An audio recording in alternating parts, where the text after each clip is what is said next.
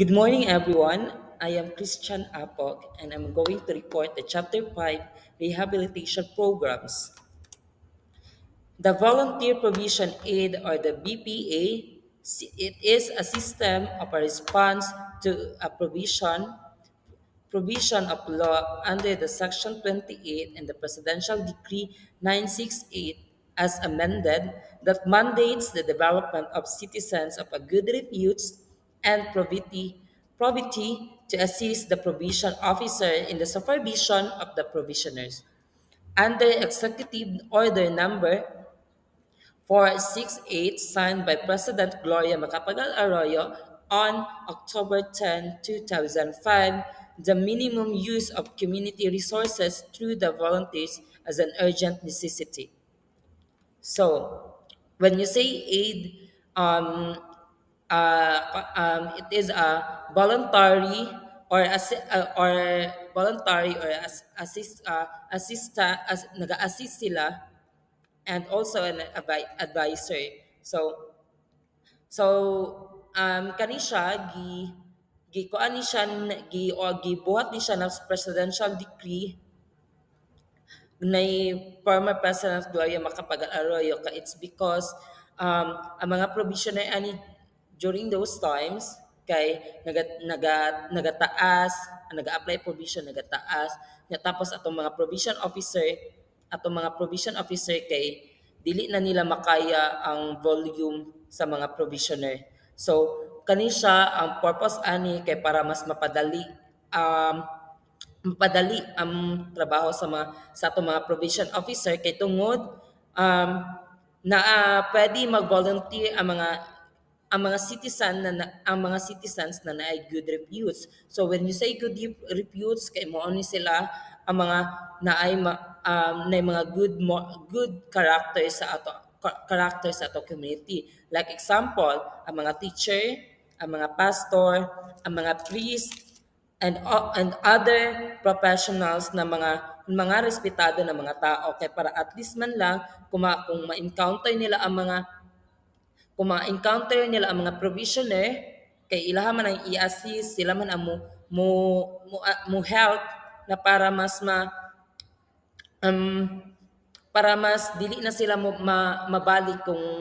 mabalik ang ilahang attitude or ang ilang behavior sa dati na para dili na pud sila makakommit og crime. So kanina mga teacher, pastor, priest and other professionals kay moto sila ang kailangan moto sila ng mga tao na ay good reputes kay para ug also kanang dapat respetado po dapat ang ilang good ang ilang reputation.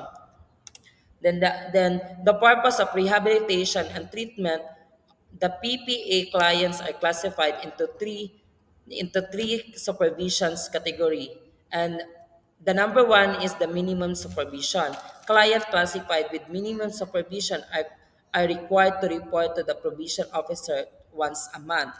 So, ang mga minimum supervision kay once a month lang sila naga-report sa ato ang provision officers og maupod ni sila ang mga tao na mga first time nakakommit or first time na mga offenders na dili kaayo kanang bugat ang ilahang na offend ang ilang nabuhat na crime like dili kay violente and also ang kanang mga shoplifting ang example sa first time offenders kay mo na siya mga shoplifting, minor fraud mo na siya. So once a month lang sila mo report sa to provision officer kay para makita sa provision officer kung unsa sila committed na mabag-o jud ang ilang sarili o dili na pod sila mabalik sa kung unsa tong bad behavior na dati nilang nabuhat og mabag-o pod ang ilahang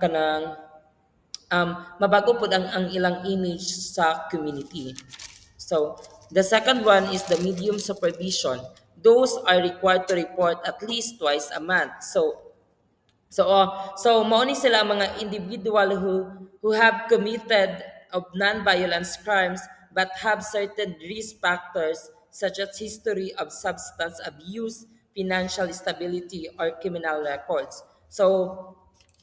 The provision kani siya na kuan ng mga individuals who may have the completed some rehabilitation programs but need to additional monitoring to ensure they stay on that track. So mo ni sila ang mga na mga offender na kailangan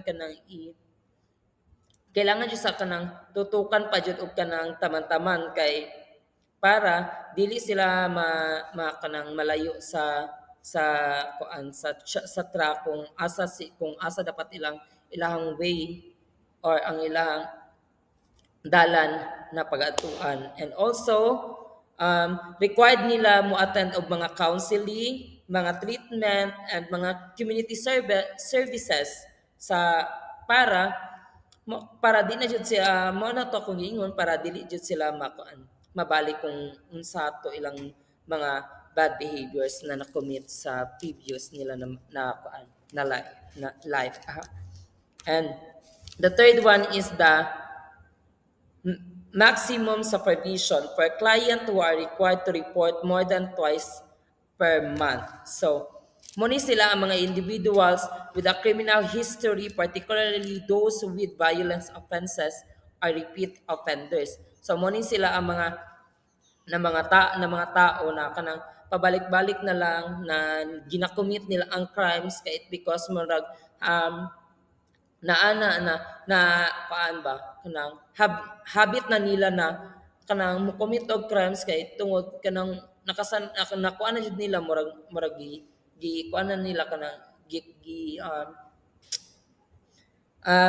mo na jud ilahang kuan ba murag nakadak-an gud nga murag mo na lang po nilang intervention. And also kani sila na mga kuan na mga tao kay may have to show lack of compliance with the provision condition or have demonstrated of behavior. So mo ni sila na mga mga clients na kailangan jud na i-monitor sila time to time, naga-report sila para dili sila para maibal-an ang gyapon nato sila kung kung effective ang kanang treatment na ang gina-apply sa ilaha. So the classification of clients based on such factors as to the manner of commission of the offense, presence of aggravating and mitigating circumstances, nature of the offense, circumstances surrounding the commission of the offense, penalty imposed, age, gender, marital status, and other related factors. So volunteers, one who offers to help or work without expecting any payment of reward. So kung volunteers, easy na naman na siya sabton. So ang volunteer daw kay dili nag-expect of any reward or any payment na imuhang ma-receive after ka magkanang kung if ever na ay trabaho. So the volunteer provision aid, any person preferable 55 years with a good moral character and good standing in the community who has been selected and trained to do volunteer provision work. They assist provision officers in supervising at least 5 clients who reside within their barangay. So mao to ni volunteer provision aid kay mo ni sila ang mga tao na mga katong teacher, pastor, priest, and other professionals na mo-cater sila o kanang